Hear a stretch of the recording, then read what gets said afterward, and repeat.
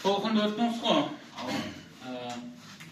Толқын біздер ана механикада да көрдік қой толқынды, бірақ механикада радиолокация эхолокация деген зат бар еді. Яғни ма? Өзбекшеде аксада сестің қандай да бір тосыққа, ямаса тосқылыққа ұрылып обратный алуы, ізіне қарай қайтуы. Жәндетлардың ішінде жарғанат сол методтан пайдаланып әрекетленеді, яғни түнде көз көрмейді, бірақ ұшады. Эхолокация қысқа аралықлар. Яғни теңіздің түбі неше метрде жайласқан сондай көріністегі затлар анықтау үшін қолданылады да, радиолокация декарынан ұзақ аралық. Мысалы үшін айға шеген болған аралық, Марсқа шеген болған аралық, тағыротқа шеген болған аралық. Ешкім қолына метр алып кеткен ол жеке отырды. Бәрі не декарында? Радиолокация декарында істейді. Яғни S-тен С көбейтілген Т бөлінген 2, ямаса С көбейтілген Т бөлінген 2 N көрінісінде. Енді бұманда біздер бұрын Б көбейтілген Т бөлінген 2 деп едік. Енді мына С көбейтілген Т бөлінген 2 N болатыпты. N бұрын пайдаланылмап еді. N не зат? Импульслар саны деп айтылады. Яғни 1 секундта пәлен импульс жіберілді дейма, соны білдіретұғын шама. Так.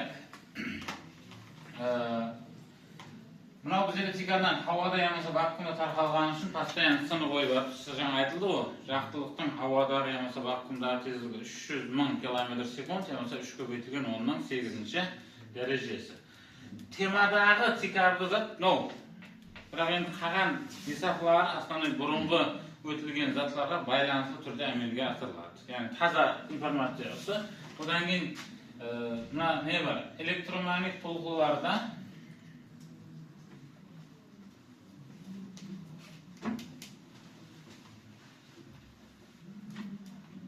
электромагнит толқынның тикары 3 заттан ibarat да. E, B, K. E электр майдан кернеулілігі. Б. Магнит майдан индукциясы. К. Толқын тарқалу бағыты. Ne деген сөз? Перпендикуляр. Үшеуі өзара перпендикуляр. Бұл деген сөз біреуі X көшерінде болса, біреуі Y-де болады, біреуі әмеше Z деген көшерде болады. Енді біздерге көпшілік жағдайда E менен B-ның бағыты айтылады да. Сол үшін E вертикал Y көшерінде, B горизонтал X көшерінде. K қаяқта? K мынағанда. Я бізге болады, я бізден болады. Яғни Z көшері деген анық та.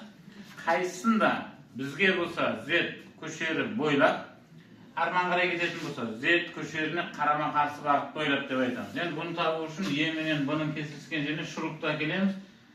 Шуруп E-ден B-ға қарай айландырылады. Бұрғы қағидасы тикарында анықталады деп айтылады да. Міне. Қойдым, айландырайын. Қазір мен E-ден B-ға қарай айландырсам, шуруп қатырыла ма, ашыла ма?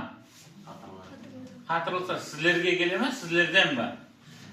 Сіздерден. Онда мына көшер бөліп кетеді екен да. Көрдіңіз ба? Енді ара. Мына жақта B бар, мына жақта E бар. Жаңызды қалды. Мына жағын E қыла қояғым да, мына жағын B қыламыз да. Енді былай қарай айландыру керек болды да міне. Шурупты наоборот жағын айландырып қой, мына дейін қатырыла ма, ашыла ма? Ашылады, ашылса қаққа жүреді? Бізге болса, мына көріністе болады мұны екен. Түсінді ме?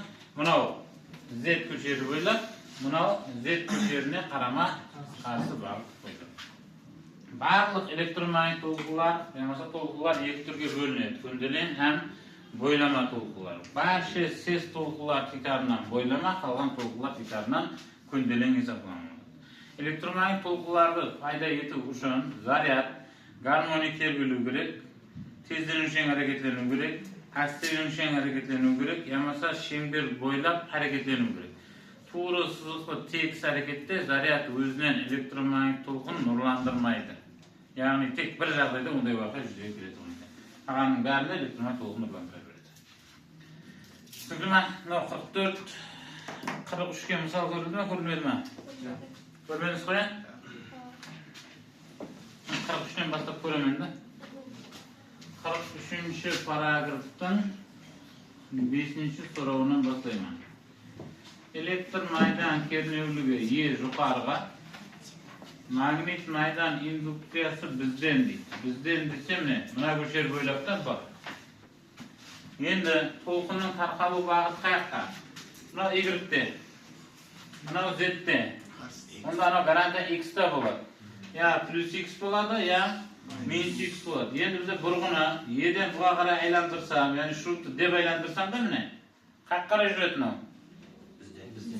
Bizden mayda men ana mana yegirish ko'pdi mana.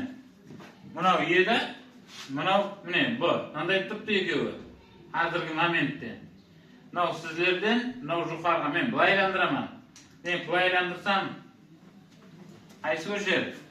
X'ning minus jag'i, ya'ni mana yoqqa qaray ketadi. Mana yoqqa qaray ketadi. Minus X köşeri bo'ylab, yamasa shet tarafga deb aytgansam bo'ladi. Qaysi var? Chapgan. Jeta. Tolqinning birinchi ham nechinchi ko'niklari? 4-mi?